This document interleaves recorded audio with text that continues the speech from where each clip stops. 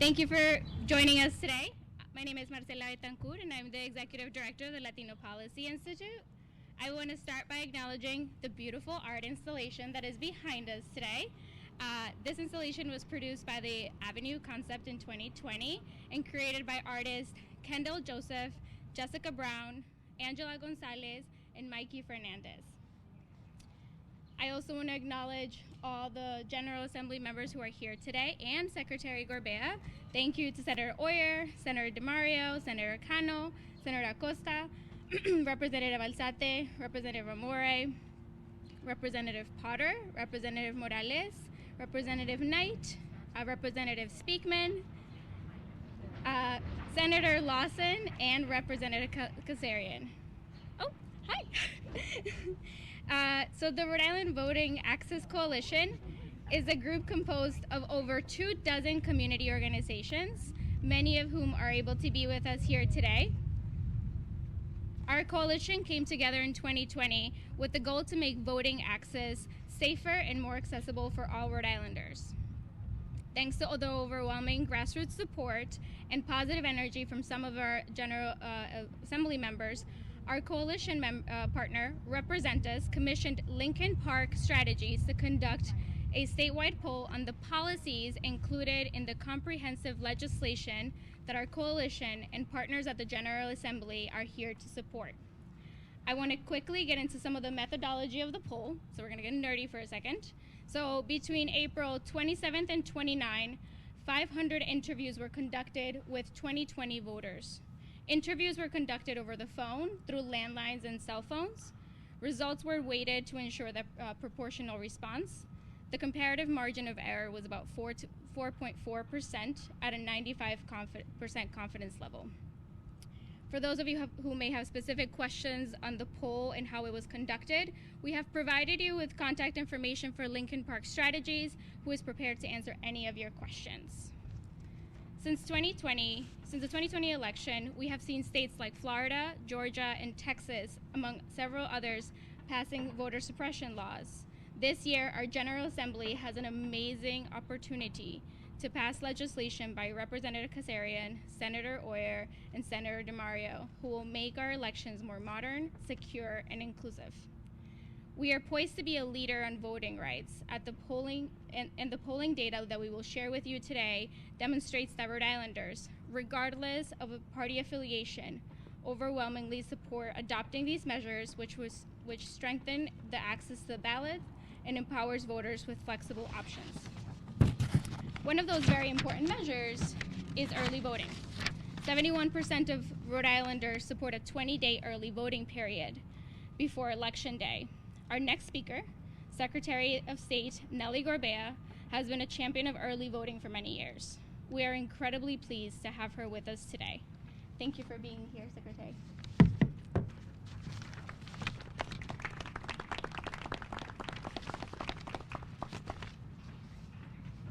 Thank you, Marcela. And it is such a joy. Let's just say it. It's a joy to be able to gather again together. I want to give a particular shout out. Now I'm going to get into trouble because there's so many of you. And I think this is what's really great about this type of legislation here in Rhode Island, that it truly has support of many, many leaders across our state at the community level and in the legislature. But credit where credit is due. I want to give a shout out in particular to the chief sponsors, or the lead sponsors, as you would say. Senator Euer, Senator Alana DiMario, who's my senator. It's something about North Kingstown, let's just say it. And Representative Kazarian. And so thank you for introducing the legislation and gathering the forces of everybody here to make sure that we can make this legislation pass. And of course, thanks to the Voting Access Coalition, it is amazing to see what can happen when community rises up with their elected leaders to make change happen. I can think of no better location than this for a press conference. I love visiting this mural whenever I have a chance. It's not only a beautiful piece of art, it's also a brilliant expression of civic engagement. And it's why I was really thrilled to be able to offer citations last year to the 4 artists. And I do want to say their names because they did an amazing job. Angela Gonzalez, Kendall Joseph, Jessica Brown, and Mickey Fernandez. Let's give them a big round of applause. And by the way, if you scan the QR code on the mural, you'll be connected to the Secretary of State's website where you can register to vote. For the past 6 years, I've worked to bring modern elements like that into our government. Systems and rules that made sense generations ago don't always work today. And that's why I've worked to pass laws like early in-person voting and online voter registration that can improve access to the ballot box. It's also why I've upgraded our elections hardware with new secure voting machines and electronic poll books that make the experience at polling locations efficient and easy.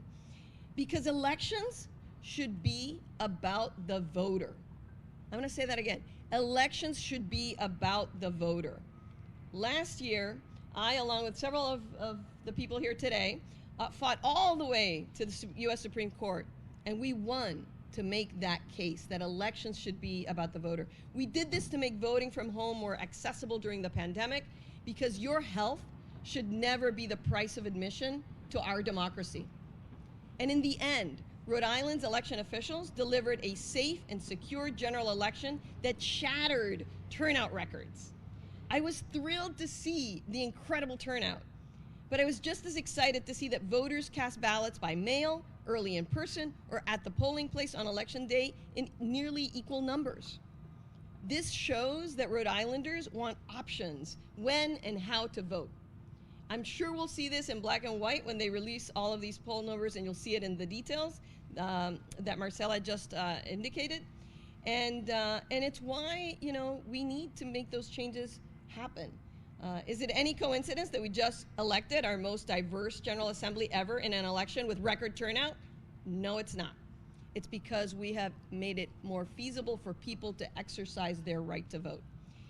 Elections should be about ensuring that voters can safely and efficiently vote for the candidate they believe will represent them.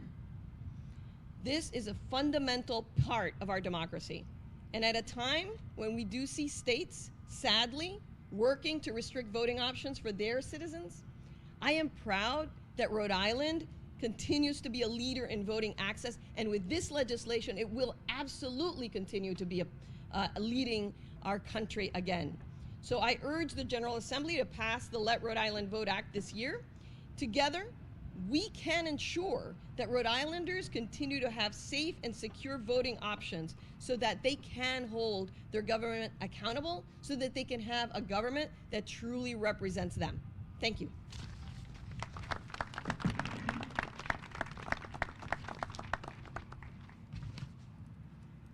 Thank you, Secretary Gorbea.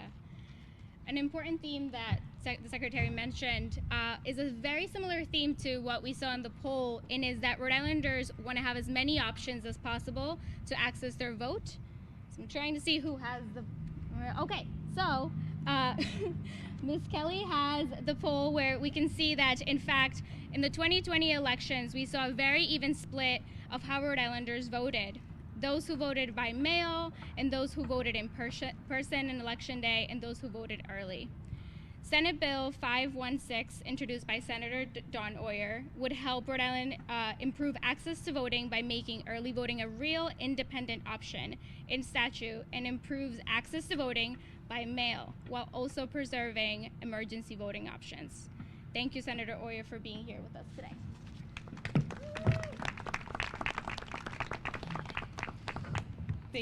Thank you so much. And thank you to the coalition for putting this event together. And thank you as well to Secretary of State Gorbea for your words and for being here today. And also thank you to my my Senate colleagues who are here today, and as well as the sponsors of the legislation.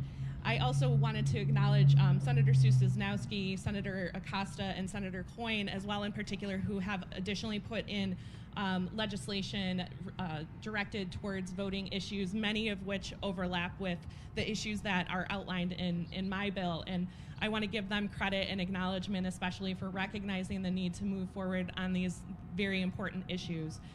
Voting, it's a critical pillar of our democracy. Free and fair elections, that means that we have the trust and the faith that when we go to the polls, the elections are held fairly, that we have the freedom to exercise the vote for the candidate that we choose.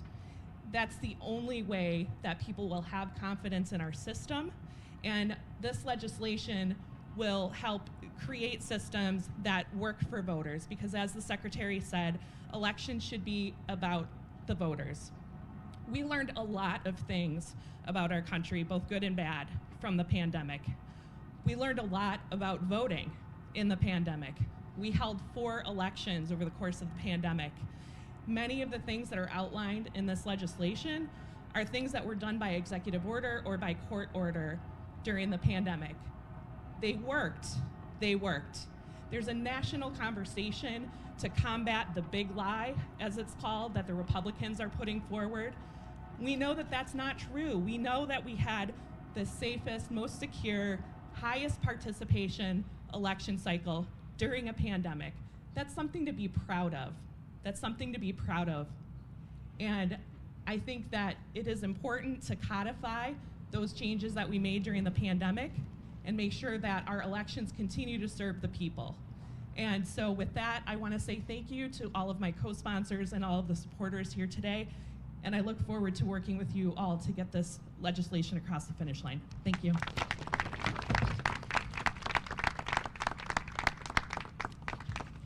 Thank you, Senator. In 2020, over 181,000 applications for mail ballots were requested for the general election. And in fact, 65% of respondents to the poll voted by mail for the first time in 2020, the majority of which were under the age of 45. Permanently removing the witness or notary requirement from absentee ballots and having the ability to request absentee ballots online both received the overwhelming support of 60% of Rhode Islanders. To share more about this, I want to welcome Representative Katherine Kazarian.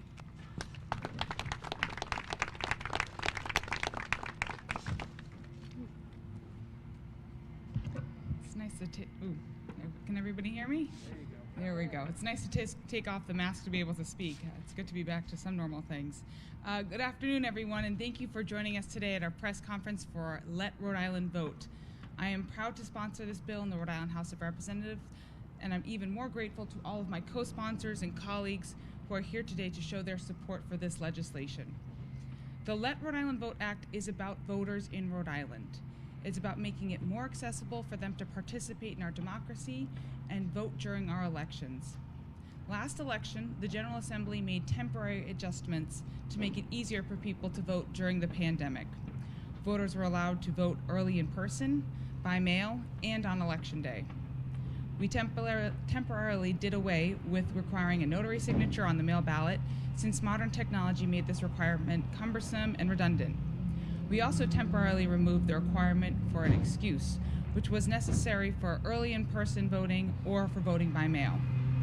By removing these antiquated barriers and giving our voters easier access to more options, Rhode Island had more than 500,000 people, our all-time record high, vote during the last election. Absolutely. And we want to keep this momentum going. We want to continue to give Rhode Islanders options when it comes to voting, allowing them to make a plan to vote that best suits their schedules. At a time when other states are passing laws to restrict voter access, Rhode Island has an opportunity to show our constituents that we want to make it as simple as possible for them to participate in our democracy.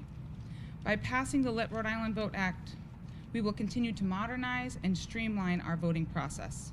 It will allow us to keep in place the changes that helped Rhode Island reach that all-time record high of voter turnout, and it will reinforce the most important message of all, that the voices of our voters matter. Thank you.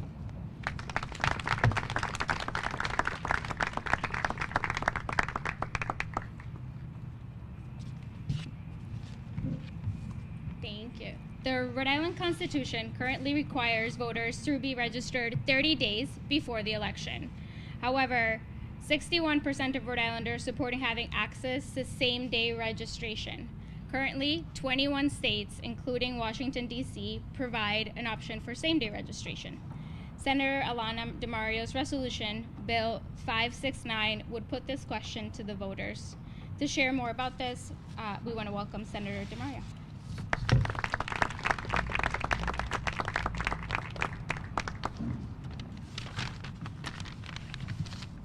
Thank you so much, and thank you, Marcela, for sharing the excellent news that the majority of Rhode Islanders support the move toward same-day voter registration.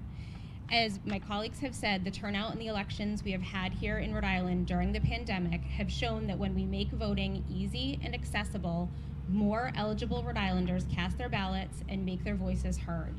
But to have their voices heard on Election Day, they have to be registered to vote. Right now, anyone can show up on Election Day and register to vote for the president, so why shouldn't they be able to do the same for town council, school committee, the General Assembly, and statewide offices? In the final 30 days leading up to an election, local candidates are still out knocking on doors and making every attempt to invite our neighbors to participate in making decisions about how our communities are run. I want every eligible Rhode Islander I meet to have the opportunity to take that moment of engagement and turn it into action. I don't want them to face the barrier of an antiquated 30-day registration requirement that keeps them out of the process and sends the message that their voice doesn't matter. Passing Senate Bill 569 and moving us towards same-day voter registration, along with passing the Let Rhode Island Vote Act, will also help Rhode Island align with the goals of the John Lewis Voting Rights Act, very appropriate for our setting today, and the For the People Act. At the state and national level, these changes are essential to creating a functional democracy where everyone is included and represented. We have the ability to safely and securely modernize our elections and ensure that all eligible Rhode Islanders have the chance to make their voices heard at every level, and now is the time to take action. Thank you so much for your time, and now I will hand it back over to Marcela. Thank you so much, Senator. As you can see from our champions at the State House who are currently with us today, and those who couldn't attend, as well as from the poll results, Rhode Island is ready to be a leader in the nation to make voting easier while other states are actively passing laws to suppress the vote. The time to pass legislation is now. Doing so will provide our state and municipalities with enough time to prepare effectively for the 2022 elections.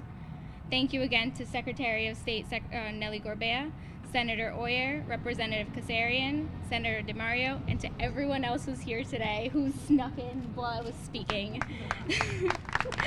You are all great. Especially thank you to everyone in our coalition, our partners, for your work in engaging in our community.